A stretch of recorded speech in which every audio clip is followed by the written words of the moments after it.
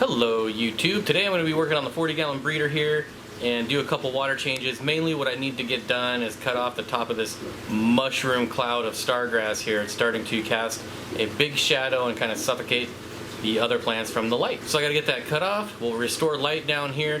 I kind of like this cave thing that's going on here, but unfortunately my other plants are starting to die back, so I got to get rid of it.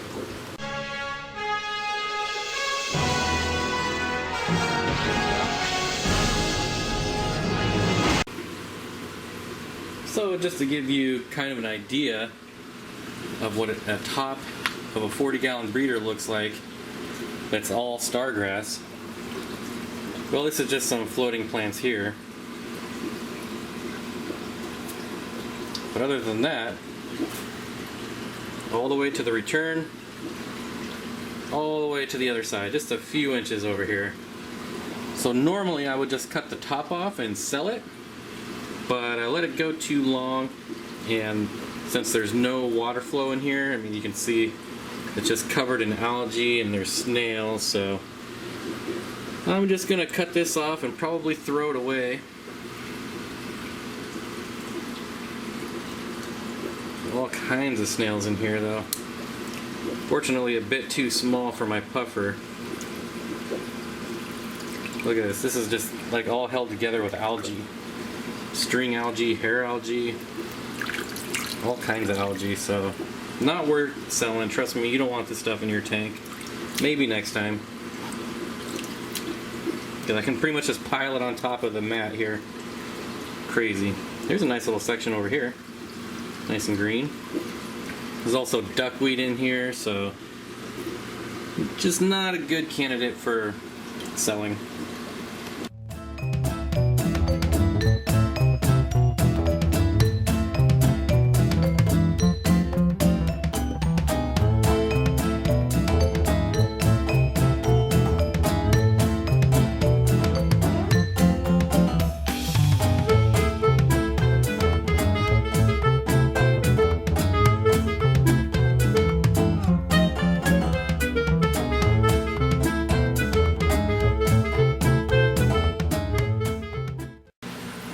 So my reasoning for getting rid of all the stargrass is I need to get more flow in here. That's the only thing I can think of why I keep getting this constant algae battle. And this crypticorn, this is a crypt Florida sunset, is way bigger than I thought it was. Starts all the way at the front of the tank and goes all the way almost to the back. I mean, the leaves are touching the back here, but this thing, let me get back out of here. This thing is just massive, and look at the underside of these leaves. Just a beautiful plant. Look at that. See, I had no idea this was going on because of all that stargrass. Now I can get rid of all these clumps of algae and moss that are everywhere. This stargrass is going to grow back because there's roots in the substrate. So it'll be an ongoing battle for a while, but overall this is going to be much better for my tank. Alright, so here we are, all filled back up. The water is nice and cloudy. I totally failed and forgot to clean the intake sponge, so that'll be a job for next time. So a lot of people are probably wondering, why did I get rid of the stargrass? Well, I think you saw why.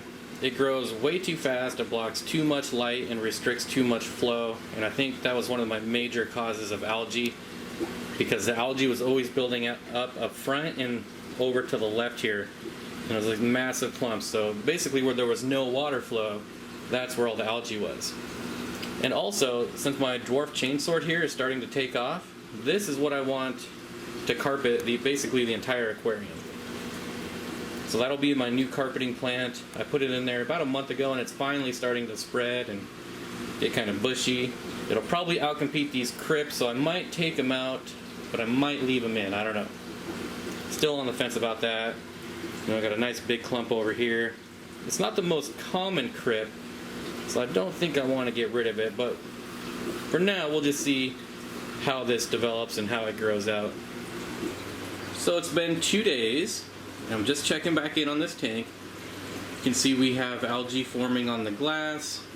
Down at the plants, it's still there. So we need to address some other issues in this tank. And one of those issues being, one is the insanely high light in this tank. So this tank has always been a high light, high tech, whatever you want to call tank. You know, back when I only had 3 tanks, I had time to aquascape and make it look really good. And you know, here's some of the pictures of how it used to look. It's gone through many transitions: dirt, eco-complete, fluorite, sand, basically every substrate under the sun. But the one thing that has never changed is the lighting. And now, since I've expanded so much, I really haven't had time to maintain a high-tech tank, so a lot of those plants are gone and replaced with low-light, easy-to-keep plants that are just really low maintenance. But what hasn't changed is the lighting. So there's 3 36-inch Finnex lights on here, 2 planted plus, and a monster ray. There is CO2, although it just turned off, so there's not very much coming out of there now. So the plants are low tech, but the tank is still set up for high tech, so I need to fix that. I was down at Aquarium Co-op doing a store tour, and that video is going to be coming out in a week or two, not sure when. But when I was down there, I picked up one of these bad boys, the Fluval Fresh and Plant LED 2.0. So we're going to see what one Fluval light looks like compared to 3 of what I consider the best Finnex lights, and that's the Planet Plus, the original, not the 24/7, and then the Monster Ray. So let me open this up, I'll get it set up here, and we'll see. Well, here, take a good look here. Burn this image into your brain. I'll get the new light set up and we can see the difference. Well, I might as well do an unboxing video since I got the camera and I got the light here and all. Why not? If you're not into unboxing videos, just stare off into the background, look at some fish tanks. Anyways, so this will just be a quick little segment because it's a light. What more can there be in here? And apparently this does not want to open. There we go. So I guess we got a nice big fat map of directions here. Who needs that? We all know how to hook up lights. Oh, this thing's got some weight to it. Yeah, I kind of like it. Wow, see how far that extends? That's like a good 8 inches on each side. Huh. Got some nice heat sinks on there. That's one of the problems with the Finnex Monster Ray and the new Finnex Vivid is they get super hot. You could cook steak on those lights. But I like how heavy it is. You know, it makes me feel good. You know, it's not some cheap plastic. I mean, these are kind of phony and flimsy, but they don't need to be metal. The overall feel I like. Looks like we got a really long cord. It's kind of the downfall of the Finnex LEDs is they don't include very long cords, especially on the smaller models. It's very frustrating. They think because you have a 12-inch or a 20-inch light that the cord only needs to be a foot long. But this, just this piece here, is 6 feet.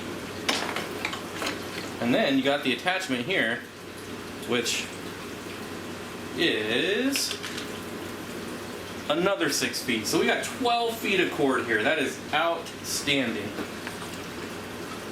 Must be a converter somewhere in here because these do not plug into each other. Here we go. Alright, and it looks like we got probably another 2 feet on this guy. So almost 15-foot cable. That is phenomenal. Now this should be pretty simple. I shouldn't even have to show this, but obviously you match up the grooves and then screw it on. Hopefully I just didn't offend someone that couldn't figure that out. Alright, I love this cable though. Just the full length of this cable makes me happy. Let's get it on the tank. Enough talking, more doing. Alright, here we are. One Fluval light on here. Now, obviously this is going to be darker. I mean, we went from 3 high-end Finnex LEDs to 1 Fluval LED. So the spread on a 40-gallon breeder is going to be tough no matter what. So we're going to have dark areas, you can see in the back and the lower left-hand corner here. But I gotta say, I'm pretty happy with the light I'm getting out of here. Now we're going to lose a lot of the color because we don't have the monster ray on here, which is a color-enhancing LED. You know, it's pink. So the fish aren't going to look quite as good as they did before, but I think they still look pretty dang good. And you guys will get a more accurate representation instead of me cheating with a monster ray. You can see the Bosemani still nice and orange, so that wasn't trickery. See if we can find a Panduro, a Pistogramma Panduro in here anywhere. Most of the time they're hiding out in this mess here. I'm definitely liking the stargrass out. I like that I can see everything. I can see my booths again. I can come back here and see all the, well, see all the algae for now. Let's take a side view of this so we can see what I'm trying to show you. Alright, side view here. And what I wanted to show you is that I can see that my intake sponge has Physidens fontanus growing on it. So that's pretty awesome. That hasn't been in this tank for quite a while. Well, obviously it's been in here the whole time, but you know what I mean. I need to get that back down to the bottom. You can really see how massive this crypt is. Kind of. It does go all the way to the back. You can see the leaf on the right. So this crypt is at least 15 inches deep, which is awesome. Still looking for an Pistogramma Panduro though. See what they look like. Of course they're probably all scared and hiding. A couple of nice big snails in there. Maybe walk around to the front one more time. Alright, I do see the female hiding down here. When we do an update on this tank next, I promise I'll have all the algae off the glass. We really need to find a male. Oh, there he is. I told you, they hang out, they bury themselves in this crypt. So the male still looks pretty dang awesome. Another good sized snail. So I'm done with this 40 breeder. Let's do an update on the 40 breeder that I rescaped last week, I think, with the Aquarium Co-op plant package, which is over here. Trying not to show off that tank below because that tank is getting rescaped too, but I don't want to give anything away in this video. I probably already have with reflections off of glass and swamp gas and weather balloons, but who knows. So everything's doing well here, except I got a crazy idea. What if we do everything Aquarium Co-op? What if we really put their stuff to the test? Now what's that gonna look like? I'm glad you asked. Let me show you. Alright, now I promise you this is not just a big infomercial for Aquarium Co-op. Yes, Corey is my friend, but we're really putting this stuff to the test. If I'm gonna have this stuff on my channel, we gotta make sure it works. So I already use Easy Green, you guys know that. But what I don't use is the full lineup, which I ordered right here. I do pay for this stuff. I do use my own promo code, so I get a little bit of a discount. But you guys have access to the same promo code. It'll be in the description. So I bought the entire lineup of Aquarium Co-op planted stuff, if you will, in here. Hopefully this is on camera. I can't even see it. Here, I'll put it up here in the middle.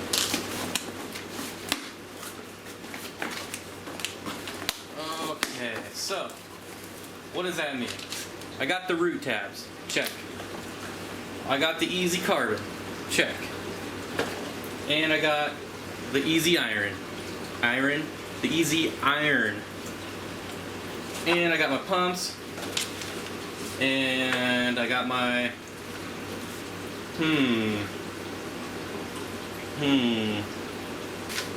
maybe I forgot to put in my own promo code.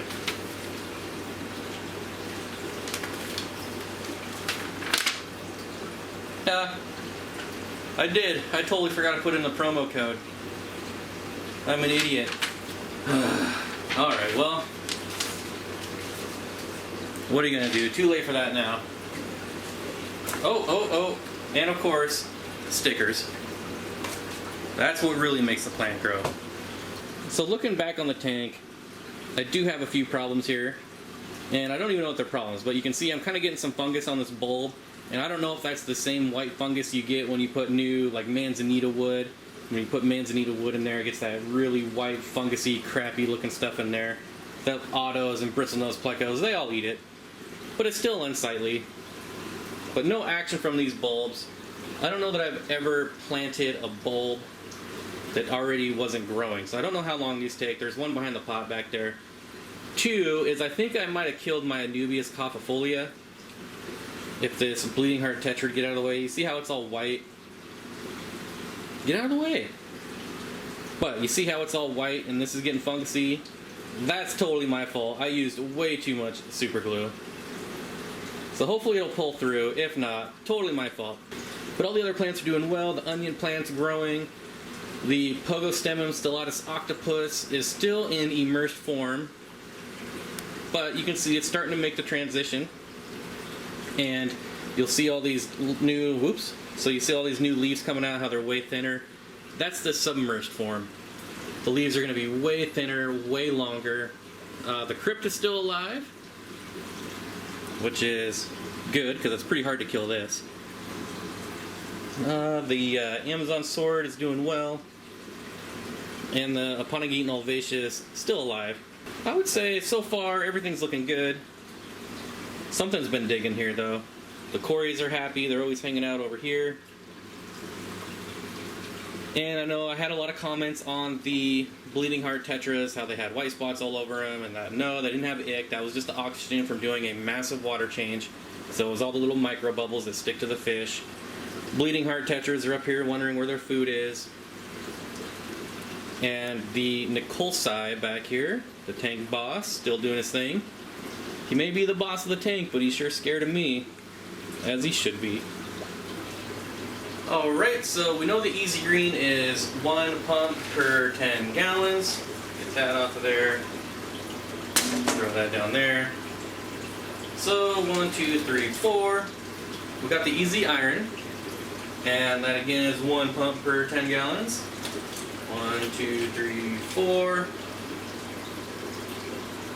And the Easy Carbon, again, easy, 1 pump. 1, 2, 3, 4. And the root tabs, yes, can't forget the root tab. So I'm only concerned with the sword plant and the crypts for the root tabs. So I'm going to sneak these down in here.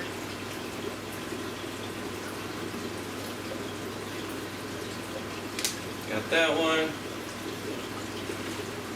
Probably should have got these out first.